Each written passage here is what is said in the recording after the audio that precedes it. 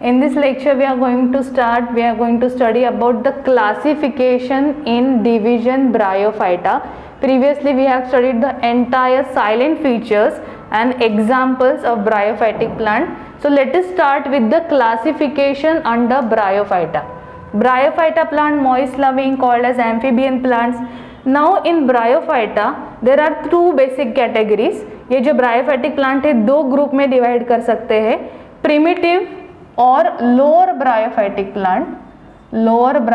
Plant और advance या फिर higher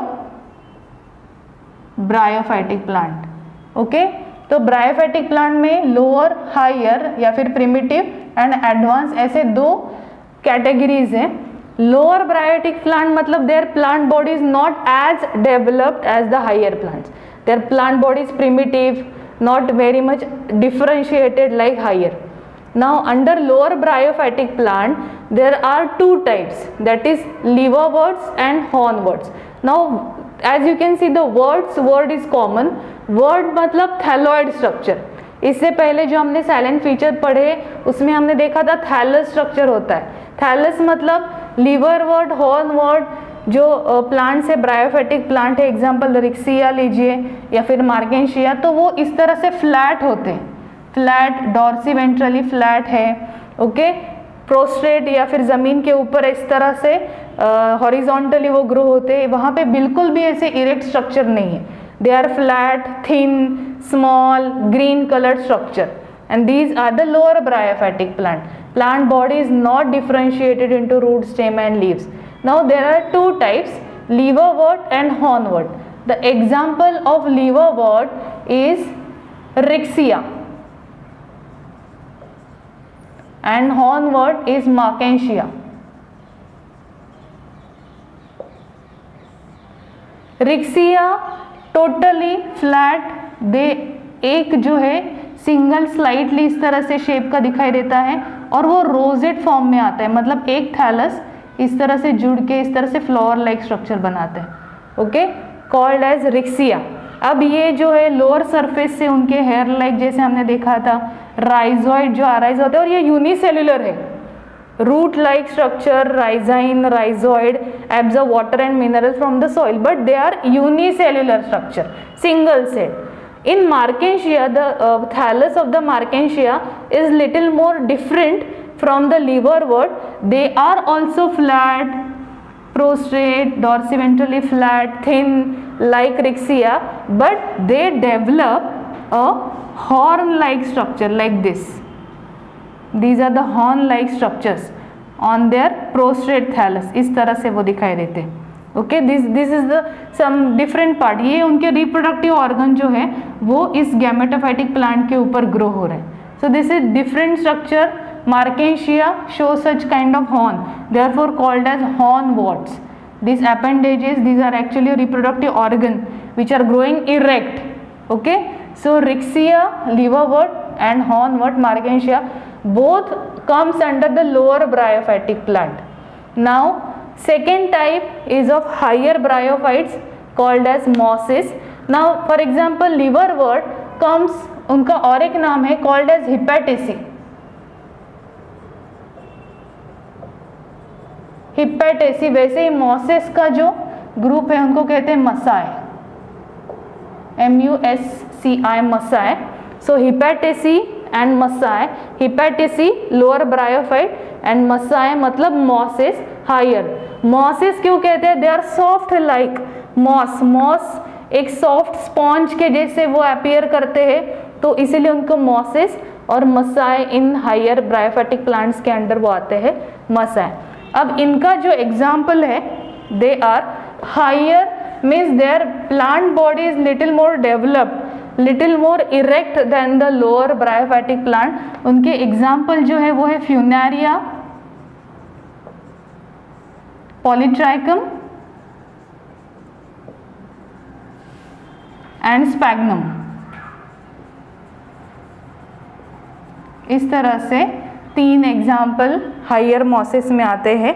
now in their life cycle, ये जो मॉसेस है उनके लाइफ साइकिल में दो स्टेजेस दिखाई देते हैं, protonema and leafy stage. In the life cycle of mosses. यहाँ पे प्रोटोनीमा और लीफी स्टेज दिखाई देती है। प्रोटोनीमा जो होता है वो फिलामेंटस होता है, it horizontally grows filamentous like this, okay, filamentous, and then arises next stage that is leafy stage which is more erect. वहाँ पे इस तरह से स्पाइरली उसके ऊपर लीफ स्ट्रक्चर होते हैं and they beer reproductive organ. तो पहले जो स्टेज होती है प्रोटोनीमा, वेजिटेटिव स्टेज है, वो प्रोटोनीमा जो है that involve in vegetative propagation reproduction. मतलब अगर प्रोटोनीमा के पीसेस कट होके सेपरेट हो जाए तो नया मॉस प्लांट प्रोटोनीमा प्रोड्यूस होगा। So protonema is basically involve in vegetative reproduction, vegetative propagation. Leafy stage जो है वो प्रोटोनीमा स्टेज के बाद डेवलप होते हैं, इरेक्ट होते हैं, स्लाइटली इरेक्ट होते हैं, like for example this, such kind of sporophytic growth occurs on the gametophytic plant. Okay, so there are example funaria, funaria इस तरह से prostrate thallus और उसके ऊपर ये sporophytic, this is calyptra, फिर ये यहाँ पे sporangium है, उसकी ये stalk है, और ये जो स्पोरोफाइट है वो इस गैमेटोफाइटिक प्लांट पे अटैच्ड होता है। तो गैमेटोफाइटिक प्लांट से न्यूट्रिशन एब्जॉर्ब करके ये स्पोरोफाइटिक प्लांट ग्रो होता है, this is called as a sporophytic plant. Okay, ये स्पोरेंजियम है, कैलिप्ट्रा उसके ऊपर जो कैप लाइक स्ट्रक्चर होता है कैलिप्ट्रा, सीटी स्टॉक जो होती है seta, and base is attached to the gametophytic plant. तो इस तरह से ये जो स्पेशल स्पोरोफाइटिक स्ट्रक्चर जो डेवलप होते हैं which are present in higher bryophytic plant that is mosses मसाई। Now example are Funaria, for example this is a Funaria plant, Polytrichum Sphagnum. Now about the sphagnum moss, there are special features about the sphagnum moss. Commercially this sphagnum moss is very useful. अलग अलग जगह पे ये sphagnum moss जो है वो इस्तेमाल होता है। उसके फीचर ये है, sphagnum moss is somewhat like a lichens. अब lichens क्या करते हैं, जहाँ पे barren land है, there is no any kind of there are no any living organism, nothing, barren land, for example desert area जहाँ पे ना तो प्लांट एनिमल नथिंग, तो वहाँ पे धीरे धीरे पूरी सजीव सृष्टि या फिर प्लांट्स एनिमल्स जैसे जैसे ग्रो होंगे उसकी शुरुआत जो है लाइकेन से होती है, मतलब उनको कहते हैं पायोनियर ऑफ लाइफ। वैसे ही स्पैग्नम मॉस का भी रोल है कि ये स्पैग्नम मॉस की स्पेशलिटी ये है कि they have higher water holding capacity, high water holding capacity, मतलब ये इनमें जो स्पेशल टिश्यूज होते हैं वो टिश्यू ज़्यादा से ज़्यादा पानी को रिटेन कर सकते, पानी को पकड़ के रख सकते।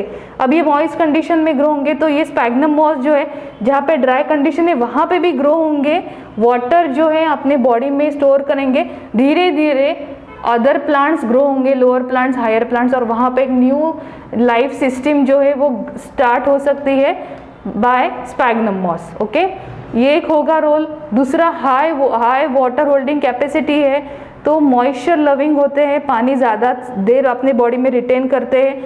तो जहाँ जहाँ पे जैसे packing as a packing material, अगर कुछ मटेरियल को पैक करना है वो सॉफ्ट होता है, सॉफ्ट लाइक अ कॉटन। तो कुछ चीज़ों को अगर पैकिंग करनी है, जैसे फ्रूट्स के लिए पैकेजिंग मटेरियल है, तो वहाँ पे ये जो स्पैग्नम मॉस है एज अ पैकिंग मटेरियल इस्तेमाल किया जाता है।